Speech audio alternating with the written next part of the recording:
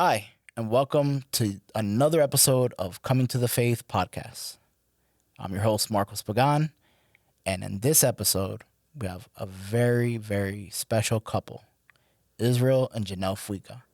Husband, mother, business owner, homeschool teacher, devoted wife. They are an amazing couple. And I pray that this episode blesses you and that you enjoy it. Oh, happy Valentine's Day. Israel, What's up, brother? thank you so much. I appreciate you being here, brother. You're definitely someone that I was like, I really want to talk to. And off camera, I mentioned to you, I wish we could have done it in more warmer weather because I want everybody to see, you're, super tatted up, dad bod, just bringing Christ to the nations. But anyway, welcome. Thank you. It's a pleasure to have you. Thank you, man. It's an honor to be here, bro. Thank you for the opportunity to share a little bit of my life, and hopefully, whatever is said, sheds a light and brings a blessing to somebody's life. Hey, listen, be it the one, be it the many, as long as it directs all men to Christ, that's all I care about. Yeah. So, but with that being said, though, I have to ask you, though, who is Israel? Israel. Well, I hold certain positions very dear to me, and I think the first one would have to be the first position that I ever came into, which is a son. Okay. I'm very family oriented. I love my father, I love my mother, and I owe the foundation that of my faith that they instilled in me to them. Another position that I hold very dear to my heart is a husband. I've always wanted to be a husband, right? And I'm a bit of a romantic, Yeah. right? Yeah. So I was always falling in love with like my teachers and the assistant teachers and always trying to find that love. Obviously when you're young, you really don't know too much about that, but No, but listen, my memory serves me correctly. Other parts of me may fail me, but my memory does not. And you were smooth, bro. You had it put together. Us, we had to work a little harder, but you were very please, man. clean cut. Please. Your hat matched the shirt, that matched the pants. Bro, you had it put together. So my memory doesn't fail me. I remember the young is. You had it going on, bro. Now I'm All just, right. Well, give you that. I tried. I tried. I tried. And yeah, I mean, being a husband was kind of like my MO. I wanted to be a husband because I wanted to have a family, and that goes on to my my third position, in this life, which is a father. It's very, very special to me, and it kind of just brings everything together. The faith, the finding, a gorgeous and a loving wife who can also be the mother of my children. So those are the positions that I really, really hold dear. But aside from that, I'm a worship leader, a singer, a musician. I play the guitar. I love the guitar. I'm also a business owner. Yeah. I'm a barber. Yeah. I'm a friend. Yeah, you are. I'm a friend. I like having friends, and I like being there with my friends. I like helping friends. I like having a good time with my friends. That's why I kind of like being here because it's a joy to do this for a friend. And it's really kind of just what I like to be amongst friends. But if I can be really honest, right? If I can be really honest with you right now, with all the sincerity of my heart, I'm a sinner that has been redeemed by the blood of the Lamb. And I recognize that every day, that it's a walk, and I recognize that that He sustains me with His grace and His mercy every day, So I'm truly grateful for all those things, But if it wasn't for His grace and His mercy, I wouldn't have anything that I had today. That I appreciate your honesty, and I can appreciate the sincerity in what you're saying, because I think we tend to try to put a very nice bow tie on an otherwise not so pretty image, in the respect of before Christ and then actually coming to the face. Like, it's like, no, like I am a mess. I was a mess, and I'm still a mess, but because of who Christ is, because of his sacrifice, because I've given myself to him, it's better. It's not that it's perfect, but it's better. So I can respect it, and I get that. One of the things that you started with, though, and I have to say that you, good sir, you are a really, really good son, and you are a really good father and husband. And there are very few that I can say, like, that I can point to outside of the Lord. He is the great example, where I can say, hey, I like that. I can take something from that. There's a couple brothers that I've been blessed and fortunate enough that I've seen their interactions as, funny enough, as sons, but also as husbands and also as fathers. And the different dynamic and facets that I've seen from you specifically have definitely, there's been multiple moments where I've seen something, an interaction, something that to the lay person maybe, but I've seen that interaction between you and one of your twin sons, or you speaking to your daughter, or what have you, and I've kind of like filed it away, like, okay, that's how he handled that situation, or I saw that and I'm like, I like that. And it's either come from you or Frank or JP or what have you. There are not many, but there are a few that I look at and I go, that's interesting. I'll file it away.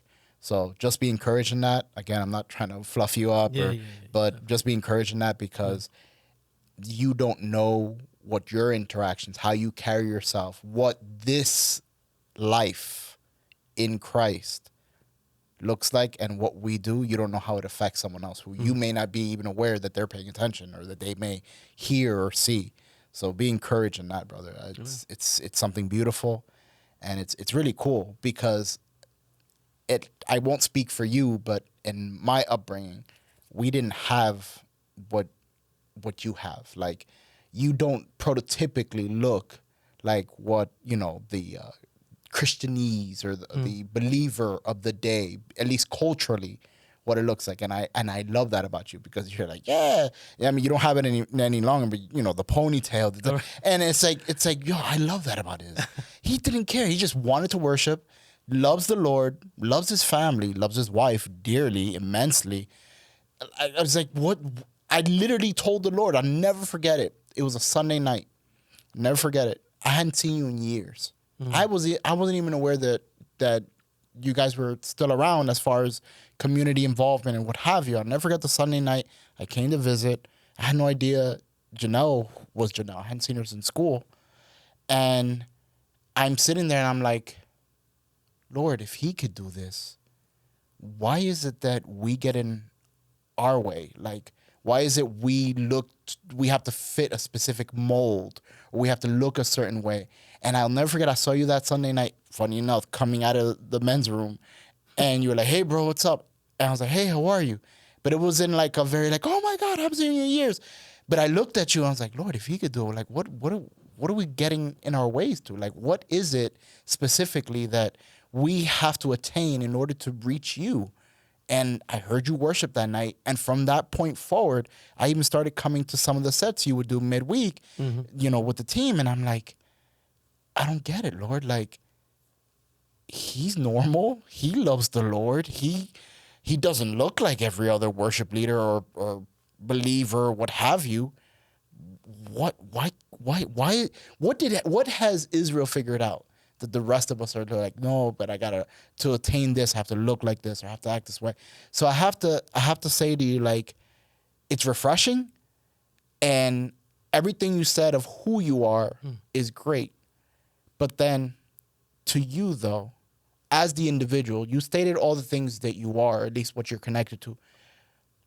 But what you said your family introduced you to what this was, the faith, so to speak, the faith you have and carry. But what led you to that point? Because I had glimpses of you in adolescence, but hindsight's 2020. What was life like for Israel growing up? You said that you owe the example and your faith and so forth to your parents, your family. But what was that like? What was the upbringing like for you? So, my upbringing was very Christ centered. So, my family immigrated from Chile in '86. I was like a year old, with a religious visa. My father came to help my uncle, who had already founded churches all throughout South America, and he wanted to plant a church in Irvington, New Jersey, and he needed help. So, What an assignment. yo, in Irvington, Seriously. you know. So we came and we started helping him, and soon after, my father was ordained the pastor. My mom was in charge of the Sunday school, and I grew up within that culture. The most worldly music that we would listen to would be like Wolfgang, Amadeus Mozart, Yeah. and Sebastian Bach and Tchaikovsky. Apart from that, it was Marcos Witt, it was Jesus Adrian Romero, it was church music, hymns. So I grew up in that type of environment. I didn't have that secular culture, that involved, going out to parties, staying out late, seeing my parents get drunk, dancing, none of that, So we kind of lived in a very strict, very strict environment, and that molded me for many years. That molded me. And then, we continued my parents continued their search for more of the Lord, and we switched churches, and we were within that church for many years, and we began to grow closer to the Lord, but within all those years, I dealt with something that it's a very hot topic today, which was I was illegal. Something happened with the whole process of immigration in the '80s that we overextended our visa. And my parents decided, based on their decision on coming here to start and to help out in a ministry, that they were going to stay. They were going to land on that prayer and that decision, and they were going to continue to stay here. And I grew up with that. So there was a lot of struggles during the day, when I was younger, but it didn't hit home until I was more conscious of what my friends could do and what I couldn't do. So that kind of just created this type of this anxiety, created this type of worry, but thank God for His grace and His provision. He always kept us. He always kept us. And we're here today because of Him. Everyone goes through their struggles. And that the household that I lived in, always put their faith in the Lord. They always trusted that He had a way of doing things that maybe we wouldn't understand at the moment, but His way, His will was perfect, so we kind of just let ourselves be led by that, and we had our hard moments, man. We had lows, very, very, as a family, we came at a crossroads in the late 90s where we lost our house. We had my father was very successful in his construction business in the early late 80s, early 90s, so much that we bought a house in Hillside, and we were there for 8 years. And all that success kind of just went down the drain, and we were left with nothing, and we had to sell the house. And that transition to, having your own room, having your own basement, having your own backyard, to, you know, basically living and sleeping in a kitchen. Yeah. We had to move into a smaller apartment. That was tough. That was rough. You know, but you always saw how grateful my parents were. So that's a testimony to me. To just be grateful. Because you know, in this world we're gonna have struggles. We're gonna have struggles, but the Lord is gonna be there. To kind of just guide us through that, and to kind of smooth it out, and to make sure things happen the way that He wants them. And you're giving me your upbringing, which again I can relate to in the respect of I too come from a faith rooted foundation, and those things are all great. And I can see in multiple conversations I've had with your dad specifically, someone who I is a wellspring of knowledge and just encouragement. And your father doesn't need to say much to me, but he'll see me, and I'm gonna do my best, David impression. But he'll see me, he'll be like, Marcos, take his hand, he'll go, it's coming, and just walk away. But I, as the recipient, I'm like, we're here. I'm like, you know what? I get you, David. Yeah, thank you. So everything you said, perfect. And again, it's your testimony. It's what you've encountered. But I have to ask you now, though, you, Israel, though, those things are great, and struggles are, everyone has them. Your struggles might be yours, mine might be mine, what have you. But I have to ask you, though, now you encountered the struggles you did, you witnessed what you did. What led you, though? What can you say was a marking moment or something in your life that you're willing to speak about that catapulted you to the Lord? Or you saying, all right, I get it. Mom and dad told me this. I've encountered this. I've seen this. But what led you to the faith, and that you can say, this marked me, this today, this is when I made the decision to be a follower, a disciple of Jesus? What was that like? So I love talking about this. All right. It's one of my favorite subjects because, I won two things the moment that I decided to recognize who I was, and just take that leap, and the serious decision of just moving forward in the footsteps of Christ. So, I've always been a romantic. I mentioned this, right? And once I reached the age where, my friends were getting to do things that I couldn't do, like travel outside the country, get their licenses and stuff like that. It was just very tough on me, But, I kind of felt I had control over, who I would end up with, So who would be my girlfriend, who would be my wife, right? So, the struggle was real, and the search was ongoing, And, coming in and out of some relationships, making bad decisions, I ended up with this one relationship when I graduated high school. So I was like 19. And, this relationship I jumped right into, and I was with this person for like 8 months, and at first it was, like any other relationship, it was nice, it was good, it was everything that I wanted, but then eventually, it just didn't, it wasn't reciprocal. I was giving, and all this person was doing was just taking, and I felt really empty.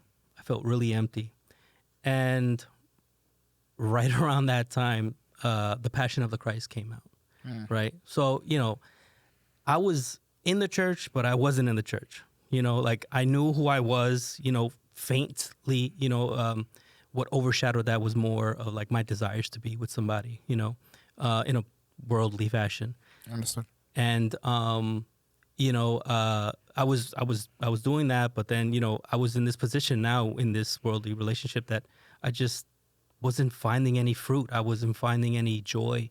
I felt empty, like I said. And,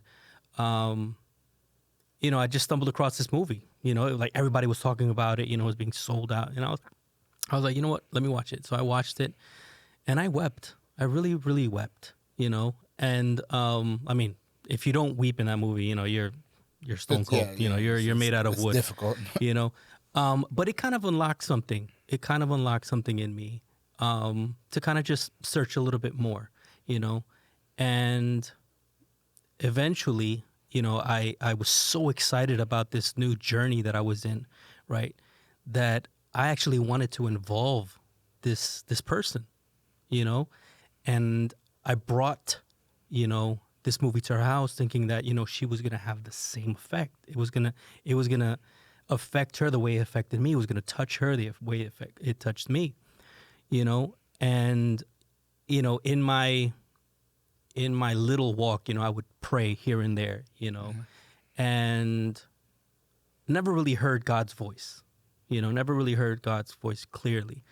But I was at this person's house, and it was around the time where we usually watch the movie, So I was picking the movie, and I showed it to her, and she takes the DVD. She looks at it. She sees that it's the Passion of the Christ, and she looks at me with this look of disgust and says, "Get this out of my house. I don't want anything to do with this. I don't want to look at it. I don't even want it to be in my house. I hate God." And then she just rambled on, Whoa. And I heard clear as day, Marcos, "Is this the person you want to be the mother of your children?" And I was like, that hit me really hard. It hit me right at home because, in essence, I wanted to be a husband and I wanted to be a father, right? Initially. But in essence, I always knew I was going to go back. I was going to go back to church. I always knew that I wanted a God-fearing, God-centered family, because I wanted my kids to have the same upbringing that I had, I wanted them to go to Sunday school. I wanted them to sing the songs that I used to sing when I was little. I wanted that for my children, and I wanted that with my family. So I basically ended it with her, and fast forward a little bit to Before you fast forward, I just want to say one thing. You said something that it ripped me out of the thought completely. You said where you knew, meaning Israel, you knew that at some point you're like, I want to get back to this. Right. I was always like testing the waters outside, and then I was like, okay, no, I'll get serious now. I always said that. So then, would it? And again, this is your story, but would it be safe to say then, while you had all the tenets and you had all the rituals and the religious portion of what the faith was to you, at least from your exposure from childhood into adolescence and so forth, would you say that you definitely had a working knowledge of it, but you hadn't necessarily had a full commitment to it? Definitely. Okay, that's definitely. right. Yeah. That's right. I had the knowledge. I just didn't have the relationship aspect of it.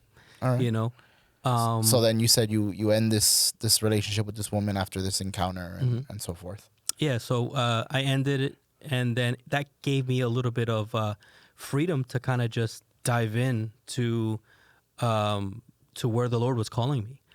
So I went to a couple conferences, and I ended up giving my life to the Lord, right? On paper, right? I did the altar call, I went to the front, I got prayed for, but it was tough because even though I grew up in this church, right? Like I felt everybody was so high, everybody that I knew, like JP and a couple of people, they were on the alto playing the drums, or they were singing, or they're playing the piano, or everybody was just too much of a goody for me, right? So I kind of played, the go to church on Fridays for Bible study, and then afterwards, go to a party. I won't drink or anything like that, but these are my friends. I wanted to kind of just interact and have. You wanted to have your life. Cake and eat it too, so to speak. Exactly, So I did that for a couple months. I did that for about like 2 months. So yeah, I kind of made the decision to do that like in the end of April, and by like I was already running like 2 months doing stuff like that, and all the while I was still trying to look for a wife. I was still trying to look for a partner, someone that would, I could fall in love with. Yeah. And I was looking in the wrong places, man. It was just not the right place to be looking. And I remember one day, it was a party. It was at a party. It was in Hillside, and it was in front of this park, Conan Park. And it was like 12 o'clock, 1 o'clock at night, in the morning or something like that. And, there were a lot of people in this party. And, I mean, you said I was smooth, but that night, bro, I was striking out, bro, left and right, left and right. Again, not to say you were smooth, but at least the appearance you gave off. I'll never forget my first interaction with you. I'm talking literally day one. Marcos, Israel, Marcos. Bro, you couldn't have been... Bro, I thought I was shaking Johnny Bravo's hand. God, bro. I was like, this guy's got it together. Oh, man, he's so cool. Yeah. That was my first interaction. I didn't say you were smooth, but at least what you gave off, the energy you gave off, I was like, man, this guy's got it together. I got to take notes. A pen behind the ear, little pad. All right, do this, don't do this, wear this, don't wear this. So that's what I meant more in that respect. Right. Not to say that you had it figured out, but you definitely gave that appearance. All right. Well, I mean, that night, bro, I was so humbled. But, it was definitely a struggle, because nothing was happening. And then, I just got tired of doing it my way, and I left the party and I went into the park and it was pitch black, and I started weeping. I was telling the Lord, what am I doing wrong? Like, I'm doing things my way and it's not working out. I came to your feet, but I'm still doing it my way.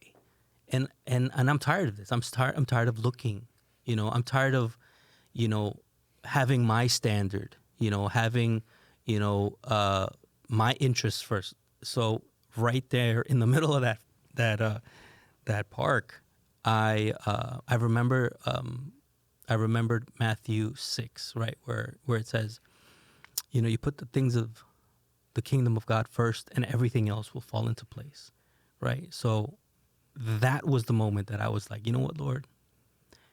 That's it. I completely surrender to you and to your will. I want you to pick my wife. I want you to pick the where I'm going. I'm just tired of doing it all myself. I want to depend on you completely. And that was on a Friday night. Or no, that was on a Friday night. Saturday came, and I kind of just continue with that. And then Sunday came, and I went to church. And, I went to church a little later than I should, right? But this was like after like praise and worship, right? So I'm walking in, and all of a sudden I see in the front, there's a little what are they called? The pantomime, like the dances. Oh yeah, they're doing a pantomime, like an interpretive dance, as it were. Exactly. Yeah. So there's a group of girls that are in the front that are doing this, and I'm just waiting in the hallway, and then all of a sudden, bro, they finish, right, and there's a girl coming towards me, right, and I had seen this girl before, but she was different this time. She was absolutely different this time. I had seen her before, right around the time that I went back to church, after I ended up the relationship, and I always saw her in the back with her family. And she was just always, sitting down, not doing nothing with her brother, she was there because she had to be there because her parents were there, right? But this time I saw her, and she was like glowing, like if the Lord had kind of just put like a light, a beam, a beacon on her. And, it kind of just struck me. It kind of struck me. So, after that, I find out what her name was, and, I just, I continued to kind of just find out who she was, and then, her parents, who didn't know who I was, invited me to her birthday party, her sweet 16, or yeah, what was it? 16th, right? 16. It wasn't a sweet 16. It was just a 16th birthday party. Okay.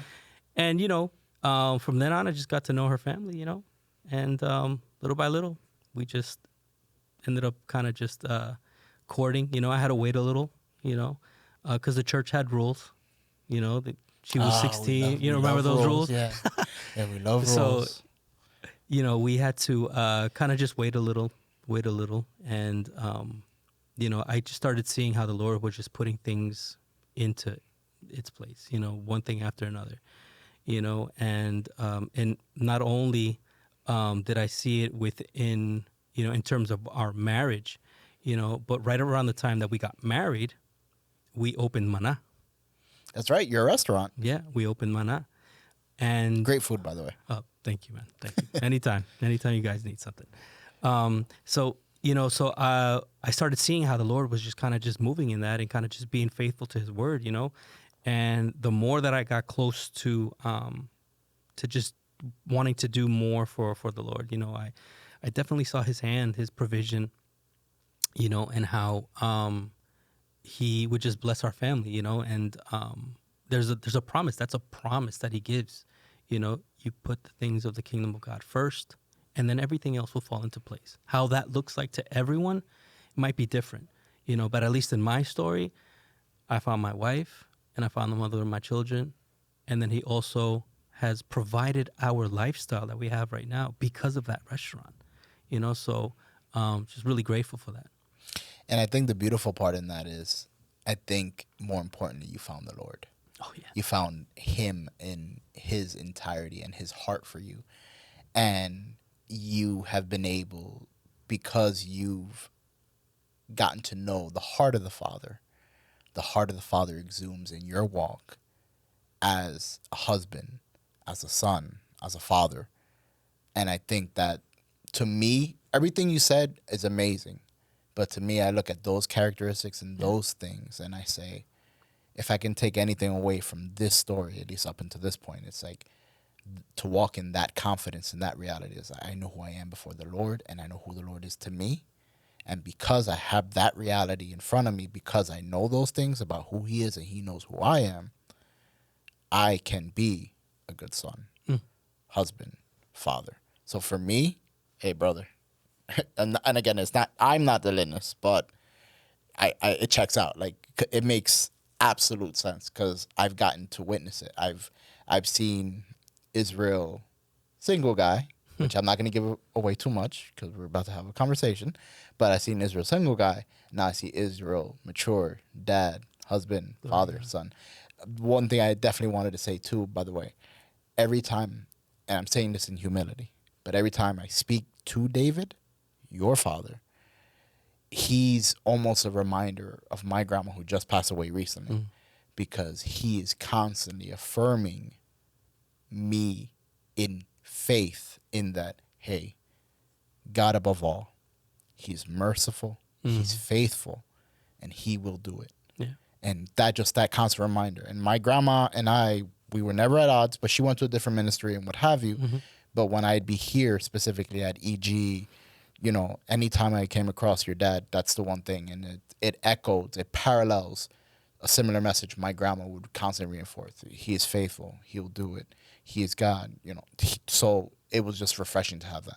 So thank you for that, because it just, yet another reminder of God's faithfulness, not only displayed in your life, but because of what I've seen in your life, it's a reminder of that same faithfulness my grandmother was always talking to me about. So I can appreciate everything you said, and I thank you so much, man. Janelle. Marcos. Bana.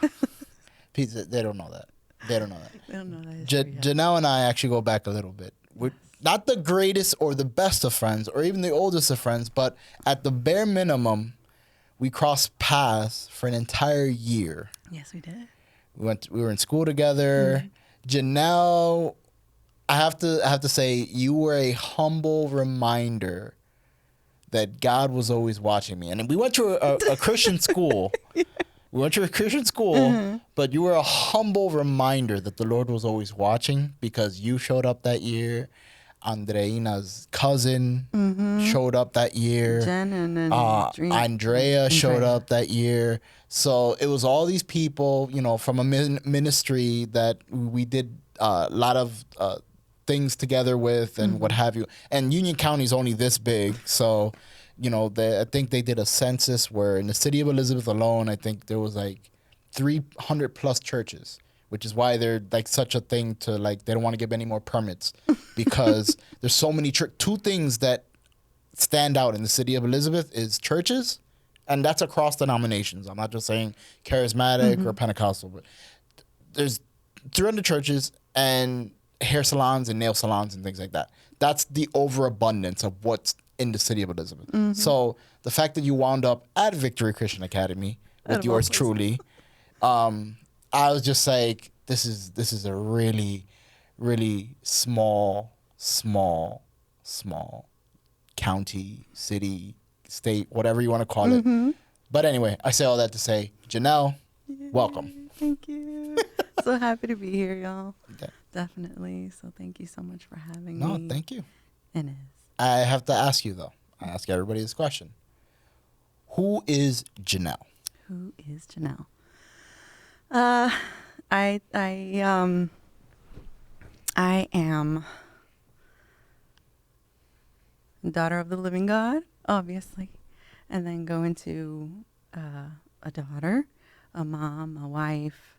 But I want to say that I'm a gatekeeper. I'm a gatekeeper because all of these things that are extensions of me are all relationships.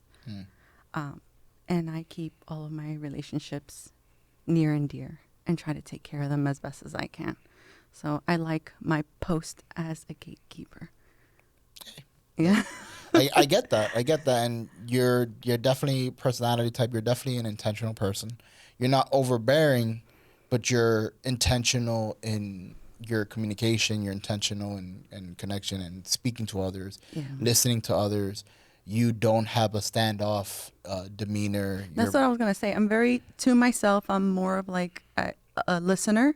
I love listening to people's stories and all that in the conversation. You could be the talker, and I love to be the quiet listener. And I kind of pay attention to what's around and who and why, those type of things. So very observant. So yeah, that's me. No, hey, I get it. And you being a daughter, you have an amazing family. I had very limited dealings with. I definitely spoke to your brother a lot more. Yeah. But yeah, you guys, you're a beautiful family. And then obviously now you've started your own family, and it's just an extension of that because it's beauty upon beauty, and it's the dynamic that you guys share. It is a beautiful one because I said previously, it's not anything that because you're this holy thing. No, you guys all love the Lord, and it's proven. If the way your very in-laws and your own mom and dad speak, and your children speak, and it's proven that yes, as for me and my house, we will serve the Lord. We love the Lord, but you're humans. You're humans. Flawed. Like you're not, you don't have VeggieTales playing in the background on a loop. Like you guys are chill. You guys, yes, we love you, Lord. Oh my God, did you just see that explosion? That's amazing. Like you guys are really chill, and I love that. So, thank you again for being here. But I just want to encourage you in that as someone who's an outside observer. I love that for your family. Thank you. And in your family because you guys are real. It's not like there's no act. It's like no, we love Jesus, but. We love Sonic the Hedgehog. we love, anime, whatever. Like, so I think that's really cool. Yeah. And I think you guys carry it well. Oh, thank you. But I do want to ask though. You told me who you were, but what's it been like for you? Like, how did you come to the faith? What led you to your decision? Because I see I don't want to call it the finished product because we're never finished until that day, but I see what's before me today. So what led you to this place though where you're at right now? Okay. I've heard many people go back to like their moms and their dads and their families before they get to where the Lord, where they met the Lord. So it's going to be really brief. My parents were brought up in a Pentecostal church. That's where they met each other. Eyebrows all bushy and all that, long skirts and all that. Nothing against that, but that's just where the Lord had them, their journey together, and then they separated from the Lord. So I grew up in a household where we had, it's not bad to listen to salsa, merengue, bachata, all that, but we were that family. And Mom and dad had their vocabulary, and things weren't Christian. I wasn't grown up. I didn't grow up in a Christian environment. It wasn't a Christian home. Was it a violent home? It was not. It was a loving home. Both of my parents were there. They worked hard. We loved each other. We had our relationships. Obviously, siblings have their rivalries, but we're pretty close. We're a pretty close family. But I want to say around the age of 15, it was after my sweet 15. We had a big party, all that stuff. Then all of a sudden, afterward, that going into high school, my parents' marriage was they were gonna go through a divorce. They were there to have a divorce. My father left the home, and it was just my mom, my brother, and I for a little bit. And that at that time, throughout growing up, I did hear of Jesus. Here and there, I did hear of Jesus. I know what he did on the cross and all that, but it wasn't like a "here I am, Lord" type relationship with him. I just knew of him, but I didn't know him.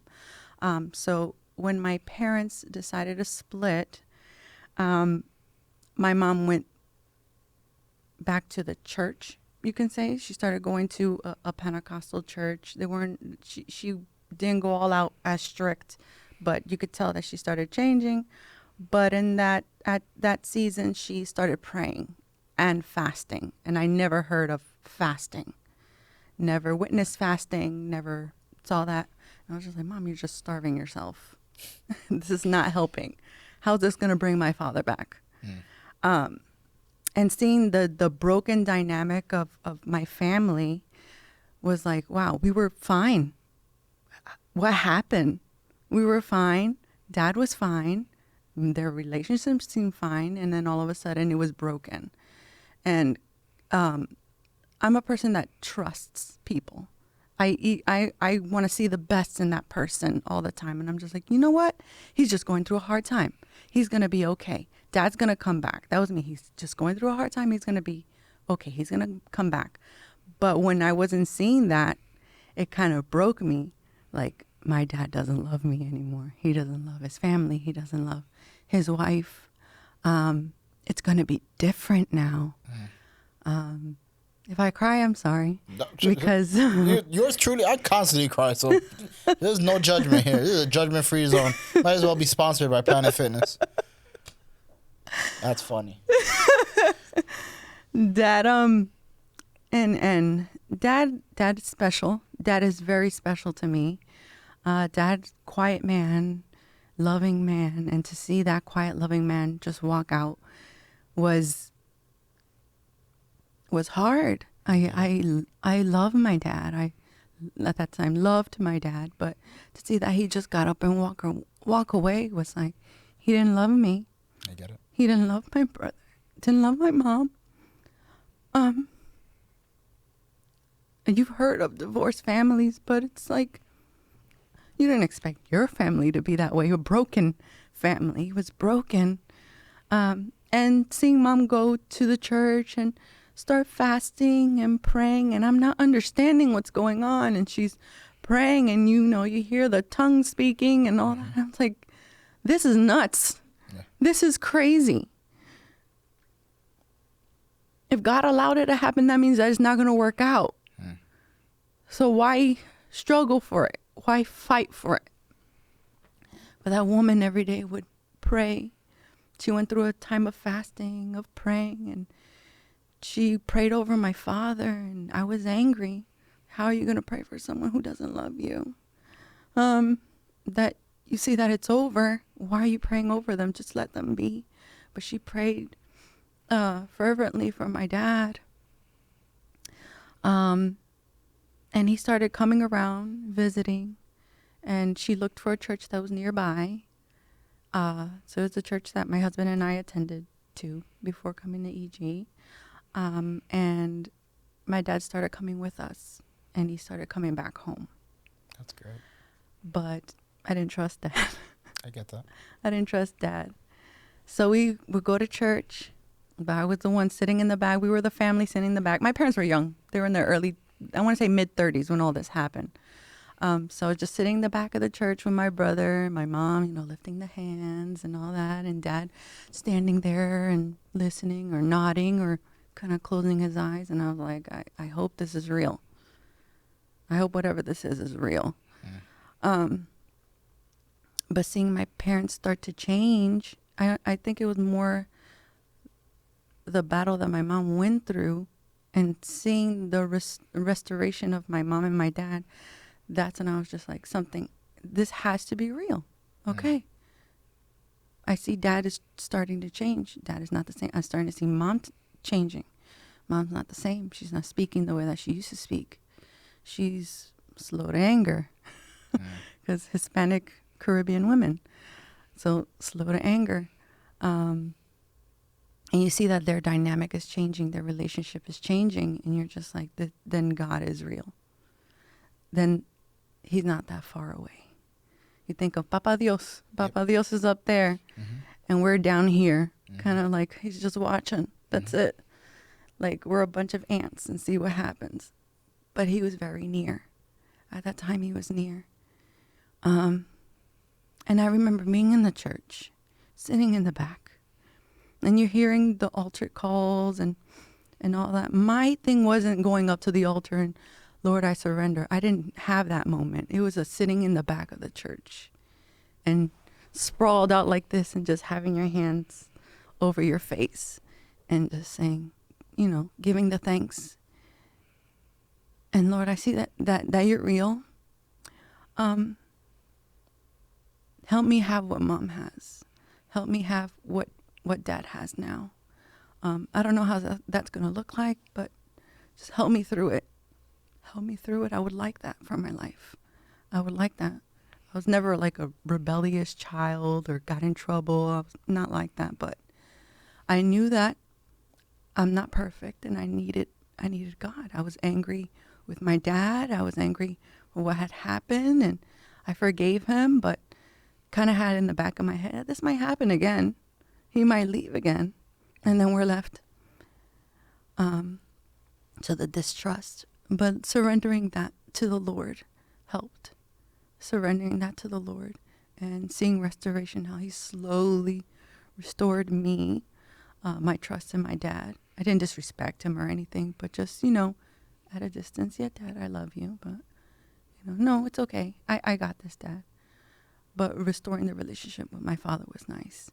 That was nice. And we started going to the church, and we started to participate in other things, youth group, all of that. So, not because it's not about me, but I'm just curious though, given what you've spoken about to this point, at one point, where was our crossover? Because there's a very specific thing I want to share with you that I've never told you, but I want to share. So how old were you when you had this, like more or less? That was 15. So when did you and were we in school together? I was in Elizabeth High School that year. I went to 3 high schools for my high school time. So I went to Elizabeth High School. Then I started going to VCA at 16. All right. So at 16, is this when your parents are still separated, or are they working? They were still kind of working it out. It took a bit for them to work things out, but my dad did come home and around that time they were still.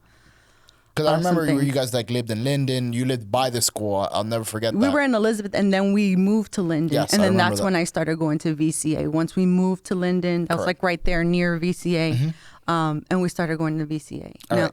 And was that that was the time that I believed that I was just like, you know what, here, Lord. That was the time. Okay. Before going to that school. Okay. Because at VCA, I'll never forget it. Like so many, I was born and raised in this. But I definitely had one foot here, one foot there. Like I knew what to do. I knew what to say, how to act. But there was no formal decision, or there was nothing formal in me. But I'll never forget, it was you, Andrea, and Jen. and Jen. And they were all the 3 of us. We were in computer lab. I'll never forget it. It was Monday morning. No, I lie. It was a Friday. And you asked me, you're like, Bano, what are you doing this weekend? I was like, oh, I'm going to like a church retreat or something like that. I said to you. And I said, yeah, we're doing this thing. It's like a youth thing, so I'm going to go check it out or whatever. I left it at that. Mm-hmm. Monday came, though, and I'll never forget it. The three of you that I just mentioned in computer lab, standing in front of the same computer, you asked me the question the Friday. Mm-hmm. You said to me, I don't know what happened. That's literally how, you didn't even say hello. Mm-hmm. You said to me, I don't know what happened, but you're different. Mm-hmm. And I didn't say anything. Like, again, there was no hello, there was no verbal exchange. You said, you're different. And then Andrea goes, your semblance has changed. Mm-hmm. And I had no gap. I had no understanding of what that was. I went to this retreat. I did receive and I listened, but I'm like, I thought I was still Marcos. Mm-hmm. It was from that point, that conversation, there was just an onslaught of inner turmoil in my heart and my emotions because of those words.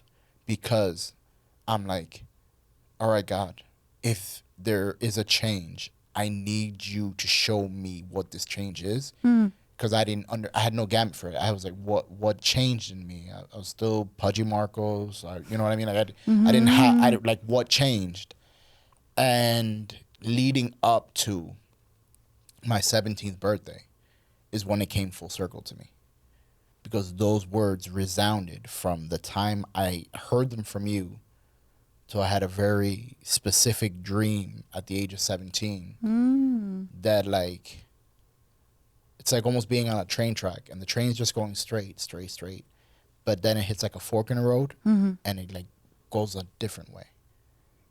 And it was literally, the beginning was when you said that to me, coming back from that weekend. I've always wanted to share with you. And I always thought, how can I share this with her? But now, because you're unpacking your story, I want to share with you that in your story, this interaction, like I said, we were in class 1 year. But in that 1 year, that conversation was pivotal. Because from that year forward, I started to have all these different interactions with the Lord, started like having all these struggles internally. Not that you did anything no. But it's just like, it was like this like tug and pull, this tension that literally proceeded until the age of 17. And not to say I didn't have mistakes or struggle post 17, but something happened leading up to it.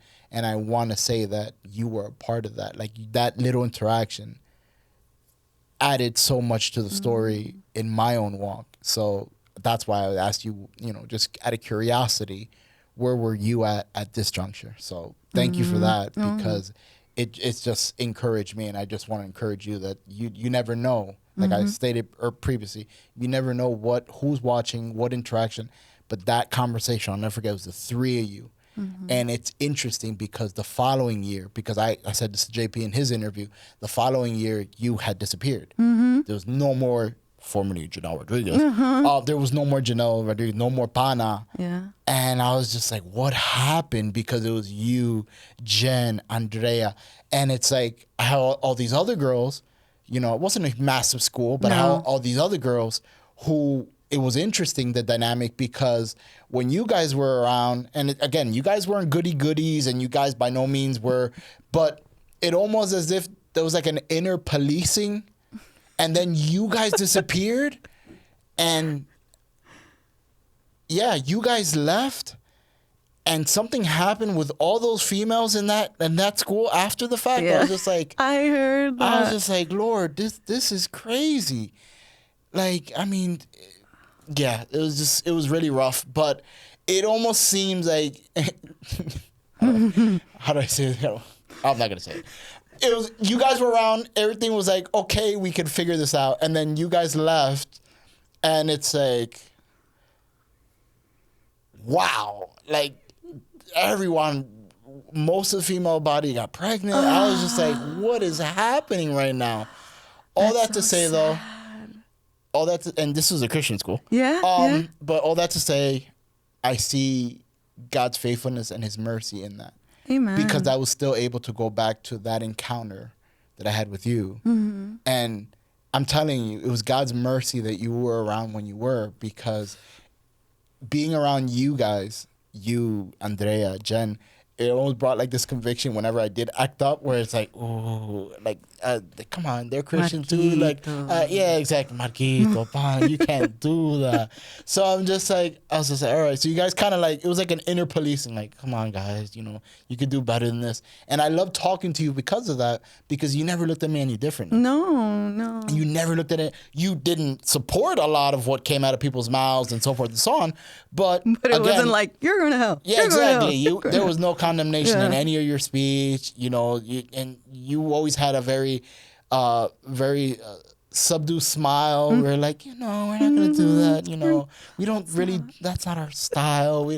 And I was just like, you know what? I give her that. I give Janelle that props. You know, you were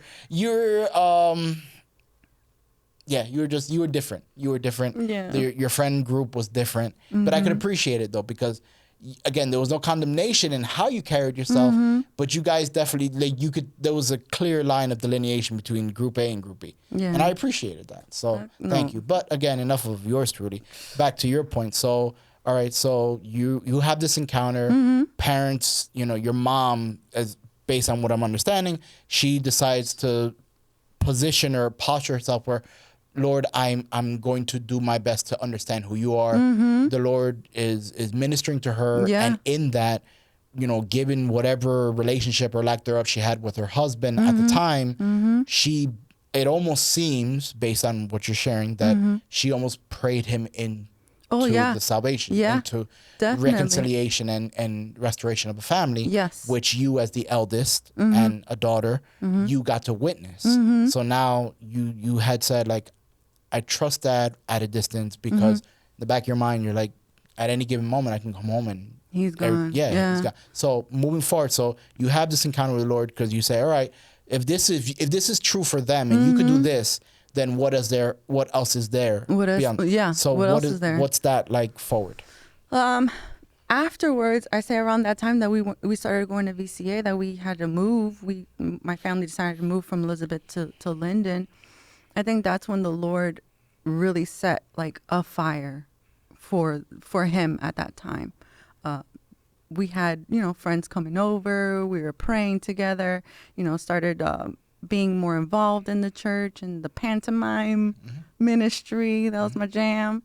Where like Andrina was there, Natalia was there, like all of us were a part of the same ministry. So, you know, but after that, you know, going into my adulthood, transitioning into adulthood, things started to seem different as in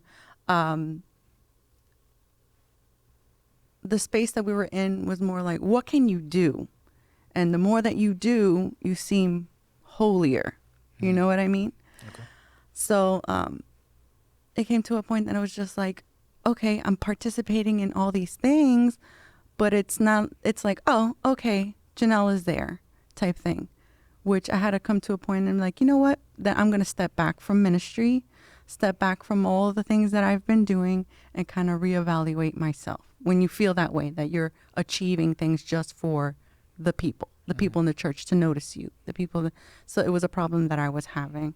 But God so graciously revealed that in my heart, that you're not achieving it for them.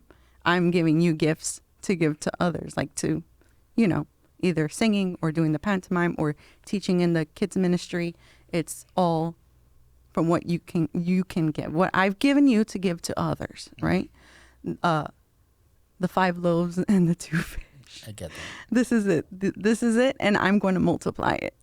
And then I within my teenhood and early, like late teenhood, I met my husband and all of that. So yeah, because I do recall there was a precursor to the courting. Yeah, I didn't want to go into the courting stuff yet. Just, you know, the how did I get to the Lord Absolutely. thing. No, yeah. But I did meet my husband when I was 16 years old. Yeah, and the funny thing to me though, and if there's a door anywhere where he could be, intently listening, I wonder if he would realize how giddy you were when you'd be sitting at the lunch table and like, oh yeah, is, and I used to be like, yeah, I get it. He's Mr. Smooth.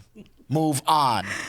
But no, it was beautiful. Again, the fact that I even got a preview into that, because I'll never forget it. It was literally like, we had all our classes, computer lab, social study, blah, blah, blah. No, but lunchtime came around, and again, I'm a gentleman, but I get along with everybody. I'm the mayor.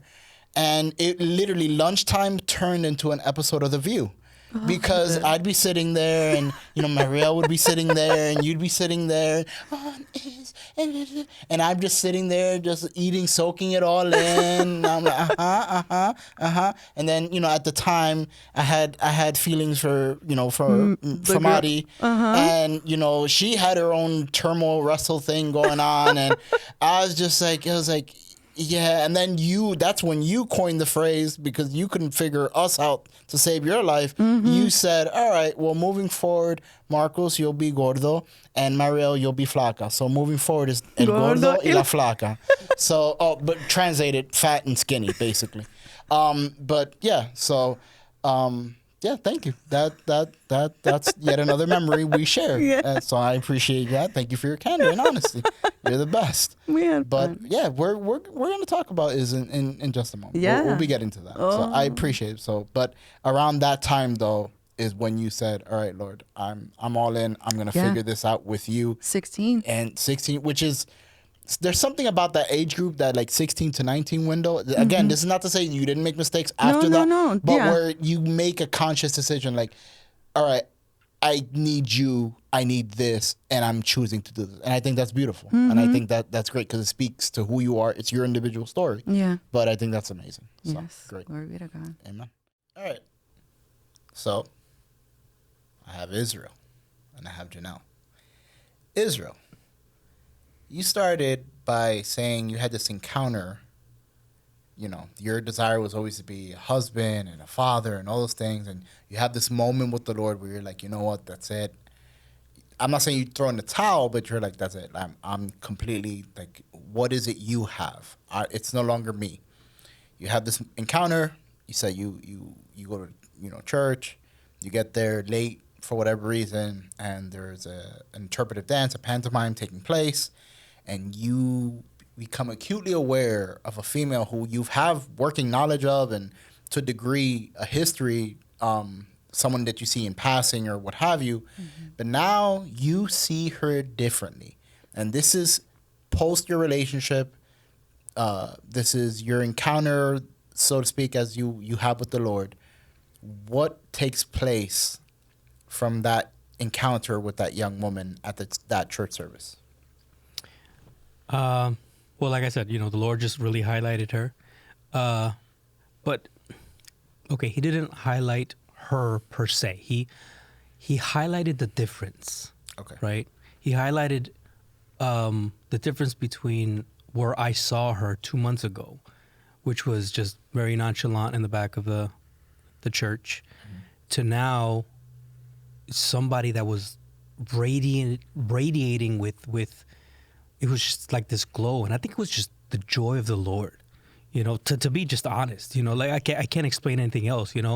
She was still going through her struggles, her trust issues, the relationship with her father, but in spite of all that, in spite of all the changes that were happening and all the restoration that was happening, she was just so happy. There was just like this joy in her. And that really marked me, and, obviously also kind of just, the change of from seeing her doing nothing to, being in the front, kind of like in the limelight, like her involvement as far as right, her involvement, so that was kind of just like the what impacted me the most. And then obviously, she was drop dead gorgeous, so I was just like, okay, her smile really struck me, how big her eyes were, she had curls, but I think at the time, it was like, it was slipped back, like in a ponytail, so, like it was very impressive. It really impressed me, at that time. So I mean, you do your due diligence, and you kind of just, little by little, you start finding out. I wasn't there. Like, I didn't think, that was my main reason to be there. Obviously, I was there to kind of just, continue my search and my walk with the Lord, But something like in retrospect, something, told me, like this girl is special, And in retrospect, if you believe in those things, right? Love at first sight, I could really say that, that the Lord kind of just highlighted what I had just been praying for the night or the 2 nights before, So, little by little, you kind of just see what everybody's all about, I get that. So, yeah. Janelle, same frame of thought, because now you're based on our conversation, you're dipping your big toe, so to speak. Like, all right, God, like, all right, if you can do all these things in my immediate home with respect to my parents, but again, you're still processing all that with the Lord and what have you. But at the very least, you say, you know what, all right, and there's a shift change in your heart where it's not, at least the way your husband's expressing it, your now husband is expressing it, where it's not necessarily, how do I word this? You're not simply filling a seat. Now there's a commitment on you. You decide, like, all right, I'm going to remove myself from the back row, or I'm going to get involved in the ministry, and I'm going to do my best to try to figure this out, understanding. What was your perspective like? This is the individual who walks in late to a service.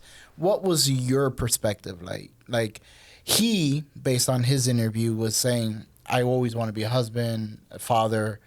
What about Janelle, though? You're an individual. What was that like before this is a thing, before it becomes a reality?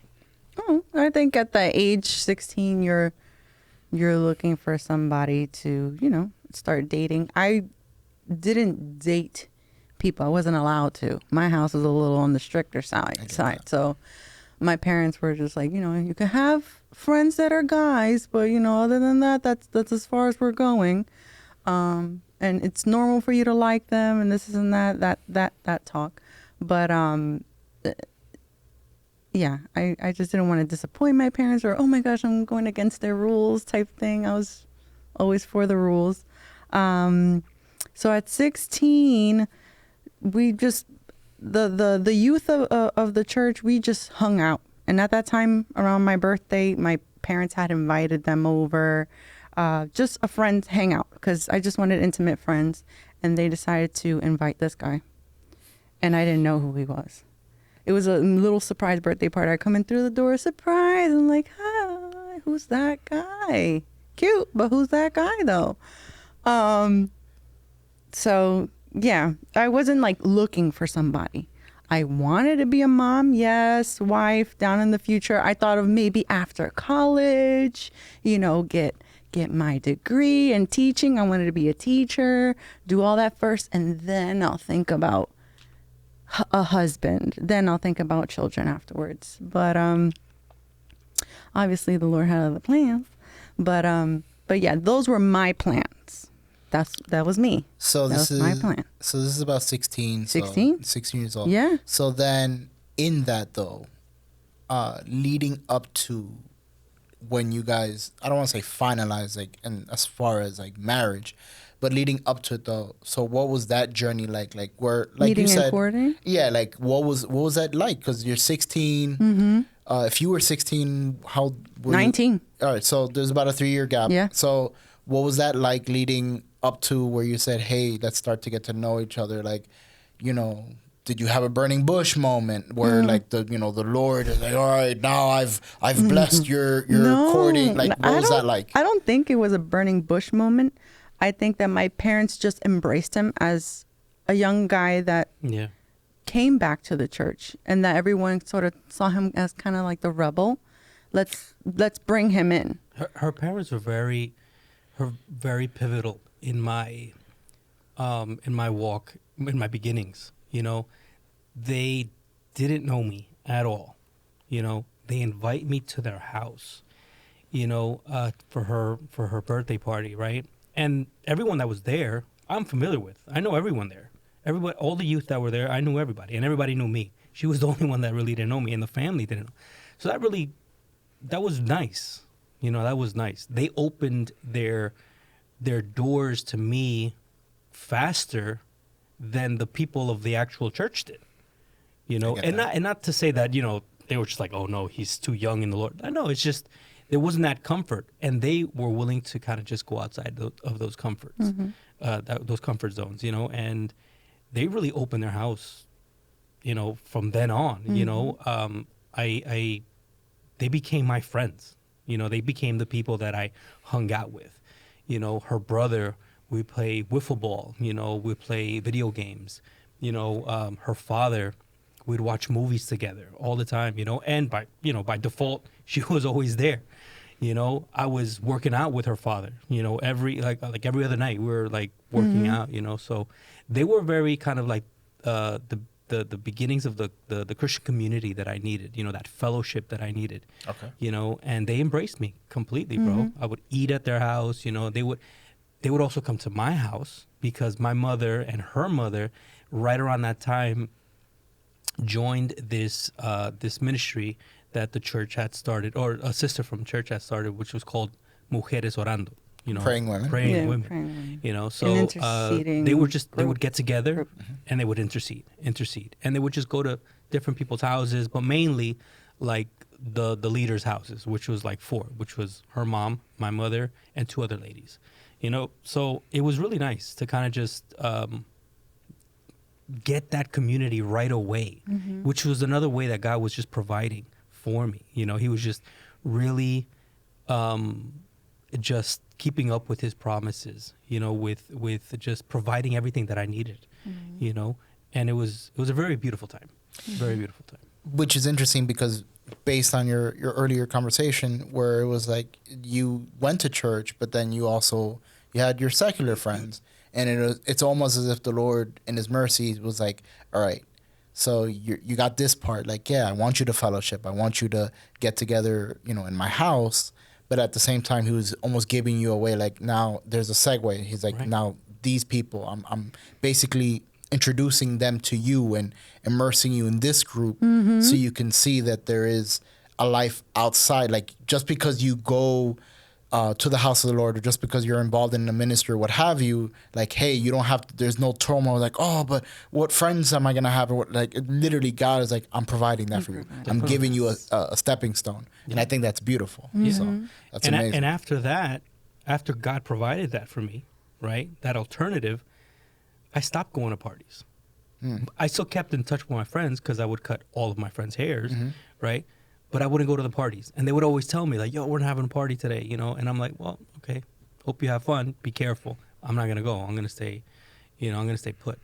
And, it was hard for them to kind of understand that. They kind of had heard me talk about, my decision to kind of just, take a serious step forward in the ways of the Lord. But when they saw me kind of just, playing both worlds, they didn't really mark a difference, But when I had that community, surrounded me, I kind of just, quit cold turkey, and that's when they started seeing the difference, and, but in retrospect, they also kind of just found out that, about Janelle and all that, because they were a big part of my life. Yeah, that whole family, the Rodriguez family,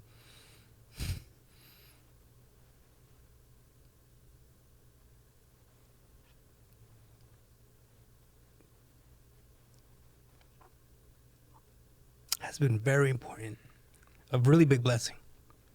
I know my mother-in-law's prayers for her daughter and for my life, they were answered, and I'm just thankful for them.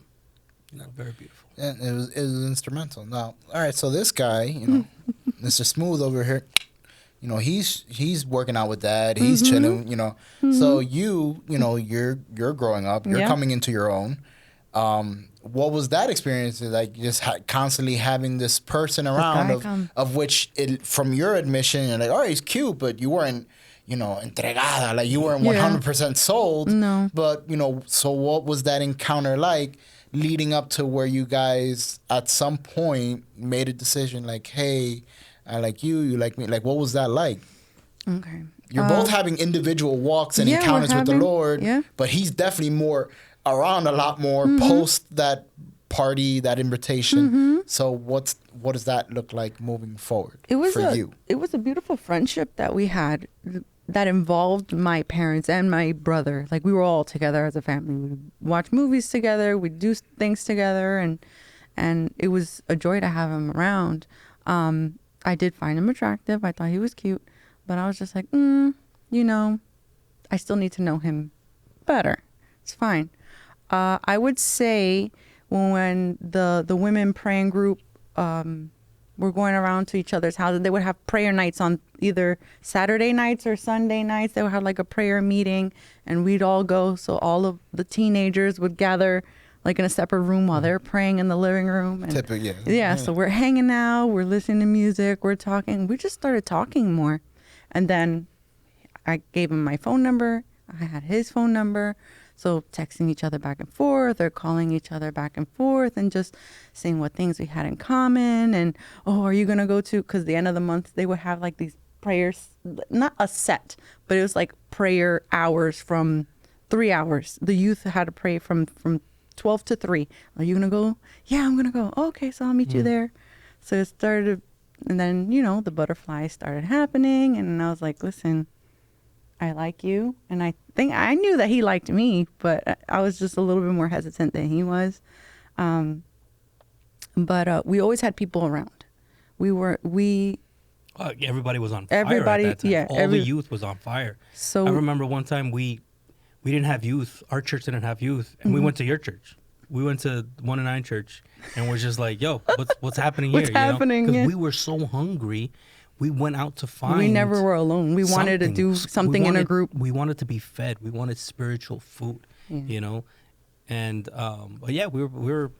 It was a big group that was kind of always together, either in these vigils or in youth group or in Bible study, or in these prayers meetings that That we had monthly.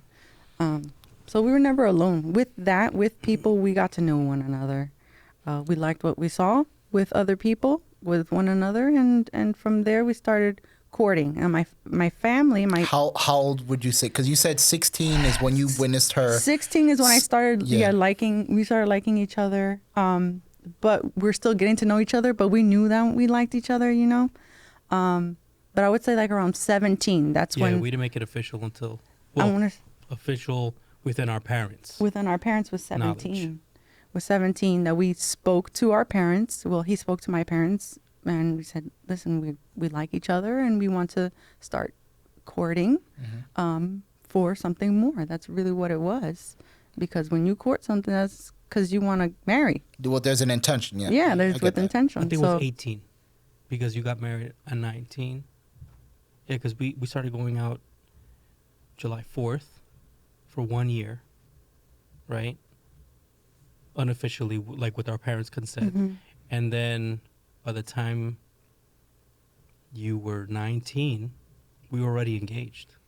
Yes. We were engaged the 14th of July, after your birthday, right? I got all these dates. And then 8 months after that, we were married, Yeah. So yeah, so it was like around 18. But when we dated, what my parents told me was like, this isn't going to be like, you guys are dating for 3 years. Oh. This isn't something that's going to be long, because no, that's not how it's going to go. Yeah, they had a very traditional, and I think it's the right way to look at it. That's how my family. And it helped me out because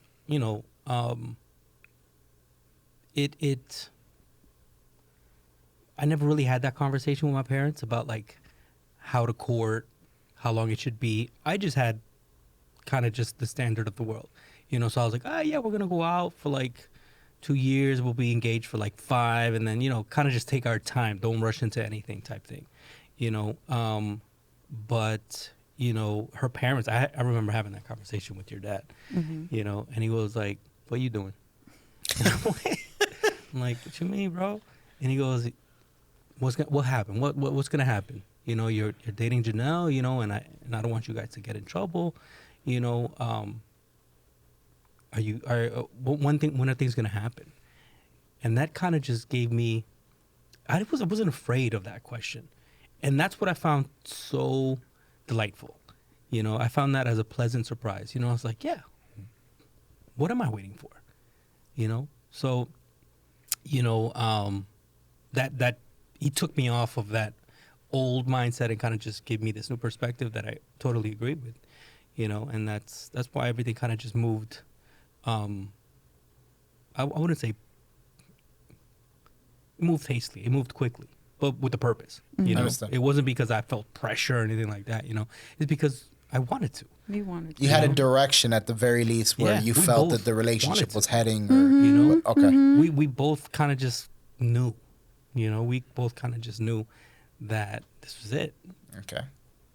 So during this process, though, again, to your point, as you know, the fact that you befriended her father, a Latino father, but you know, he asked you a very pointed and direct question. All right, great. What's this leading on to? Like, what's short of the adage of what's your intentions with my daughter? He's dad. He's fully aware. You like her, she likes you. You guys are getting to know each other. Great, establish a friendship, which I think is beautiful.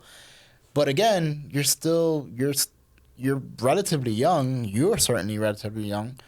So what does a relate now? You guys are not only trying to figure out what this is amongst yourselves, but you're trying to figure out what this is before the Lord, or at least based on the story chronologically, the way it's being told.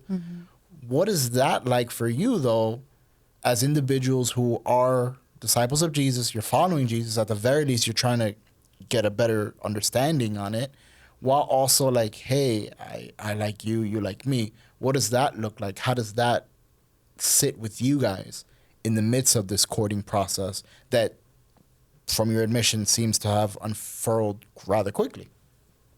Go ahead, man.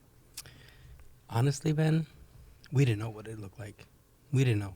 We were just trying to be faithful to, obviously, just the rules of engagement.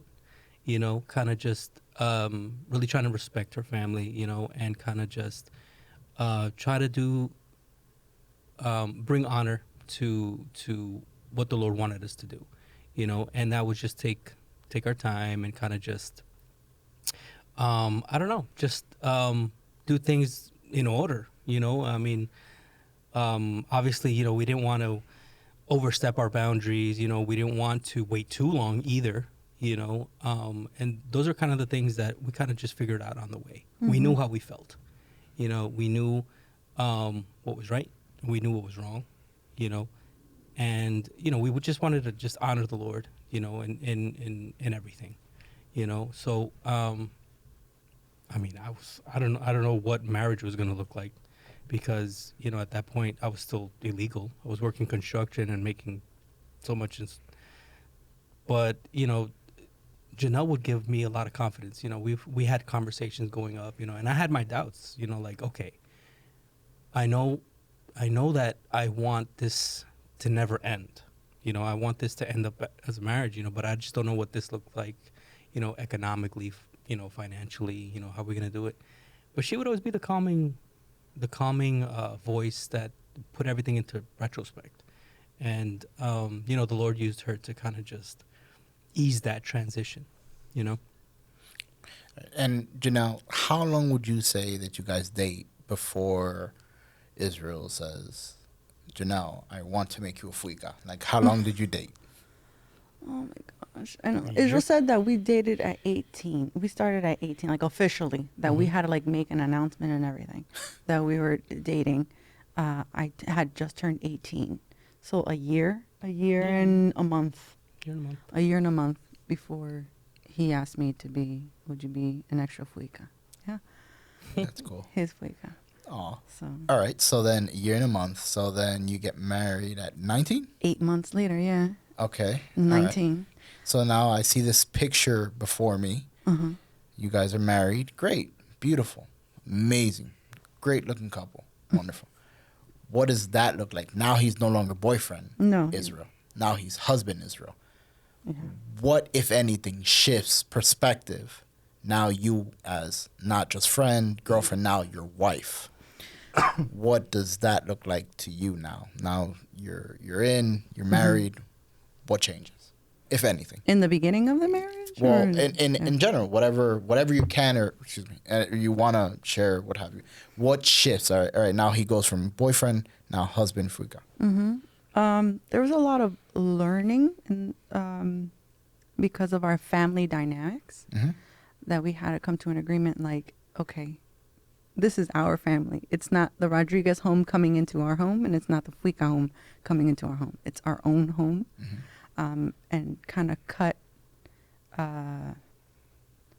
mannerisms from families, from our individual families, and making it Oh, yeah. accustomed to us It's definitely learning. and how it would work for us.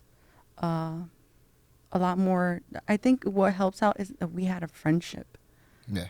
We had a friendship. We're best friends before we became husband and wife. And even throughout this journey of husband and wife, we became even tighter.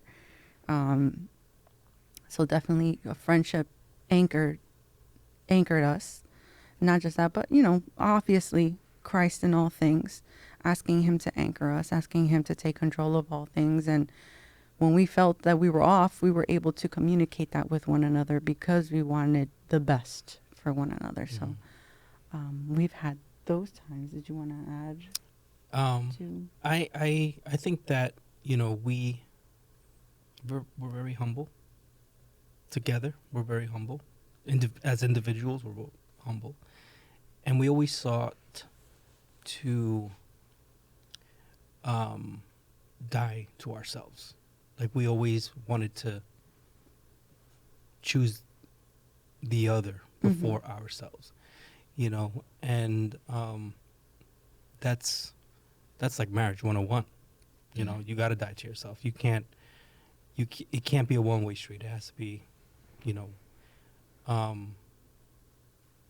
has to be reciprocated. That mentality has to be sustained. You have to die to yourself, and put the other one first. But like I said, it can't just be one way. One person can't be doing that all the time, because at the end of the day, they're going to feel empty. They're going to feel like they're giving and giving and giving, and then they're not getting anything in return. And now this is a marriage. This is something that, till death to us part. And I think that's where the Lord molded us the most. Finding that truth within the marriage. To kind of just be a servant to her, be good to her, be loving to her. And then she would always do the same to me. And I mean, to have fun together, just to have fun, that's always something important. Like, we're always laughing, we're always, watching something together. If I want to, like, I don't do things on my own. I never wanted to do things on my own. I always included her. Fine point, right? Yeah. She's such a big part of my life. I know she doesn't like the attention. I know she doesn't want to be the one in front, but I think some of your guests have mentioned, pillars, and I don't want to say that saying like behind every great man there's a great one, because I don't think I'm a great man, but I know that I'm a front runner. I know you see me on the stage on Sundays sometimes. I know you see I'm the front runner in my business. I'm the head of my household. But I couldn't do any of those things if it wasn't for what she does at home. Like, she's a Proverb 31 woman. I don't have to worry. So it's one of those things, man, that I'm truly thankful for, man. How we're just connected, very connected, and I think when you die to yourself, right? When you stop looking at yourself and your needs, and you start looking at the other person's needs, your love grows. Mm-hmm. You know, you stop loving yourself and you start loving the other person more. You know, but that's something that you learn every day. You know, no one is born a husband. No one is born a father. You know, or a wife or a mother. You know, you learn Mm-hmm. how to do those things As you on the go. way. There's so much grace in that. You know, so you know, dying to yourself Mm-hmm. and loving your spouse, you know, to the point, you know, that we're supposed to mimic and reflect how Christ loves the church. You know, I'm supposed to die for her. She's supposed to submit to me. You know, that's hard, but it's definitely obtainable. You know, and then you have slip ups. No one's perfect. You know, Mm-hmm. but you start over. You know, you start over and you You ask for grow forgiveness from and you yeah, grow. you grow You know, you from grow. And based on the story to this point, I think it's safe to assume, or we can connect the dot in the respect of like, all right, so you guys waited, you became really good friends, Mm-hmm. which it exhumes, it's proven you became really good friends. But in that though, in that friendship, the one thing you, at the very least, at an individual point, was you submitted and surrendered to the Lord. You took that into from courting into marriage, and have continued to perpetuate that, where it's like, yes, I love you, but together and as a family, you and I, Janelle, Israel, Janelle, we are choosing to honor the Lord, to love the Lord, to Mm-hmm. walk in His statutes, Mm-hmm. to put Him before anything else. And I think that's beautiful, and I think it's bared fruit.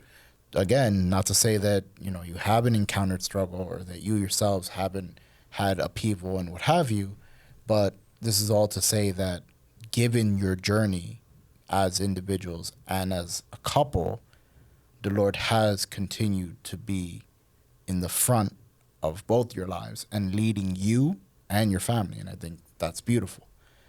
That being said, though, now your mom and dad, 4 beautiful kids. Mm-hmm. What keeps you going as parents, as followers of Christ?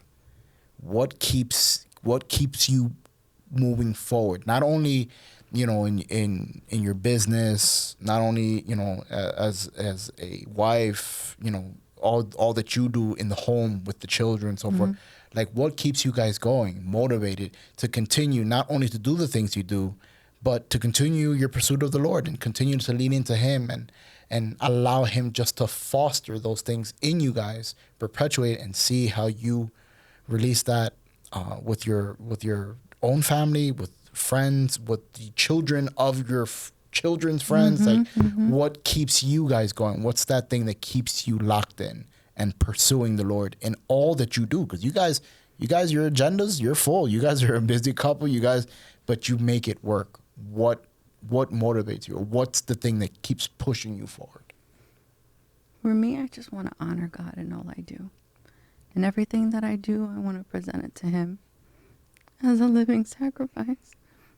My job as a mom, as a wife, I appreciate it. It's a privilege and it's an honor to have that title and dedicate it to Him. Bring up my children in the Lord. And how I homeschool them and how and whenever I cook or clean, the Lord, this is for you. It's a gift that you have given me. Clothes that I get to wash, children that are running around that are healthy, and just to push forward is I want it to honor you. This is to give you glory, God, so that people can say, look, I see God in that home. I see God in those kids. I see God in this relationship. It's been Him the whole time. Just that I just want to give honor to Him. When I wake up, I'm like, Lord, help me with my kids today. Help me be gentle in how I speak. How would you speak to them?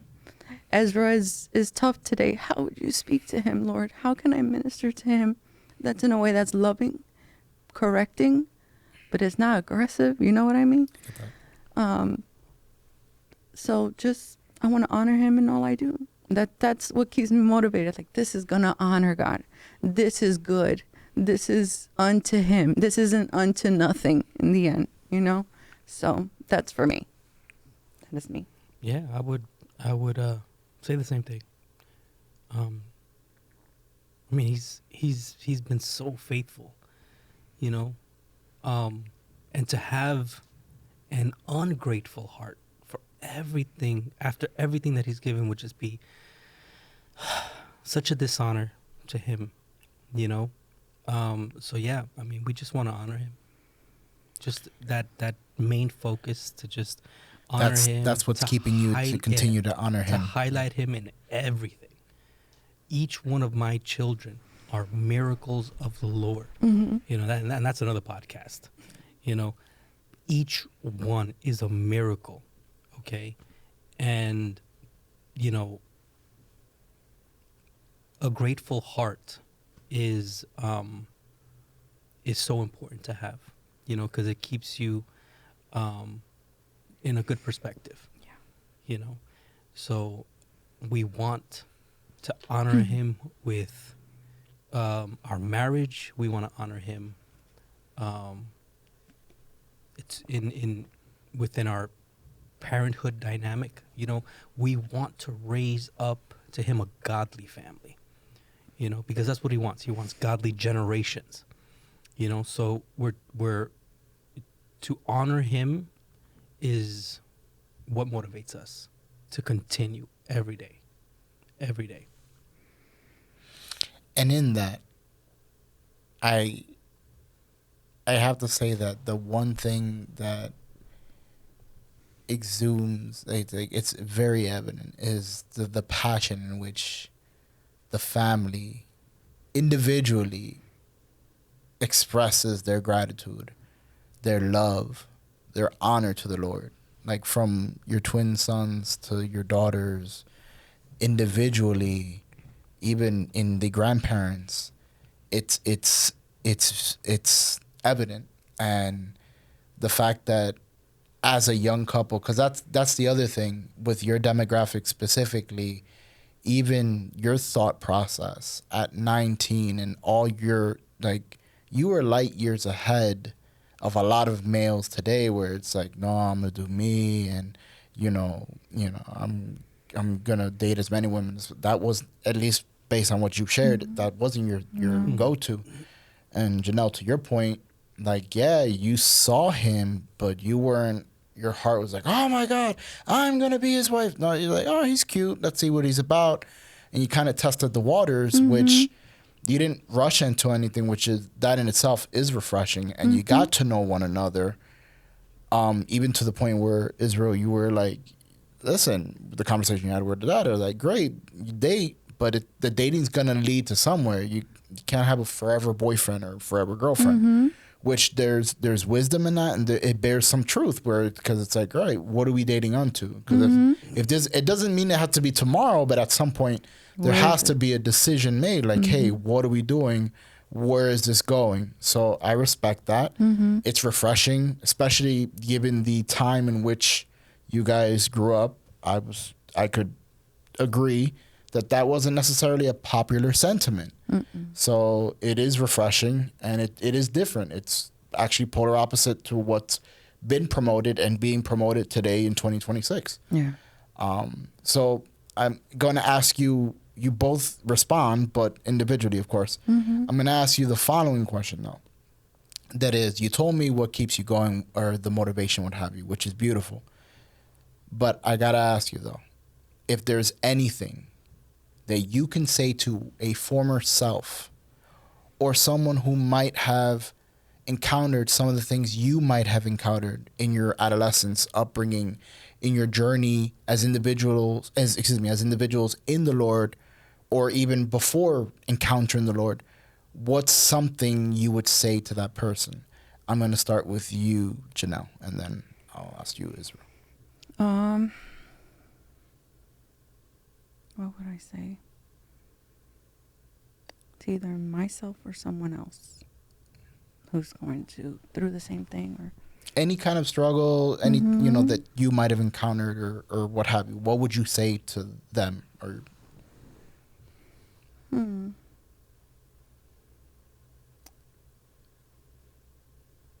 That God is closer than a brother, closer than a father. He's a good friend, good listener. And to trust in the Lord. You don't know how that's going to look like, but put one foot forward. He'll help you put the other one in. Definitely that. Israel?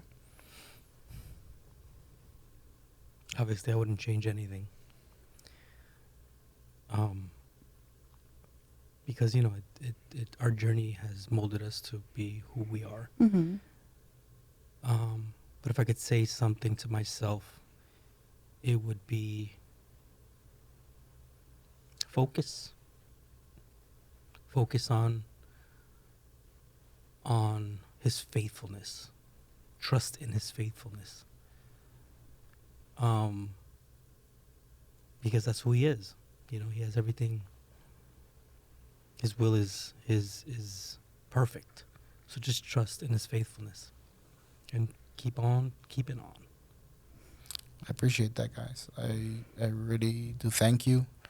And it's refreshing because your story is one, like I said, it's not the norm.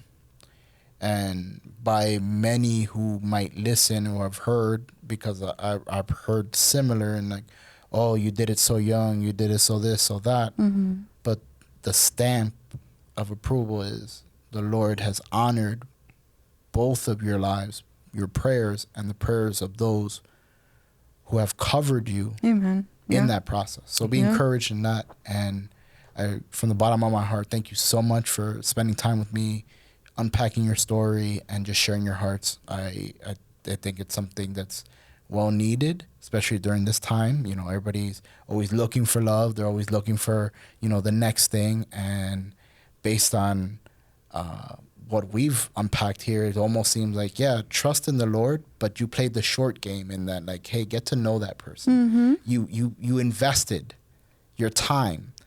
Time is a currency that will never, ever, once it's spent, it's spent. You'll always, I always tell people this, you'll always be able to make money, but the one thing you'll never get back is time. And you guys played the short game in that, like, hey, I'm investing this for now, and it's paid off dividends long throughout.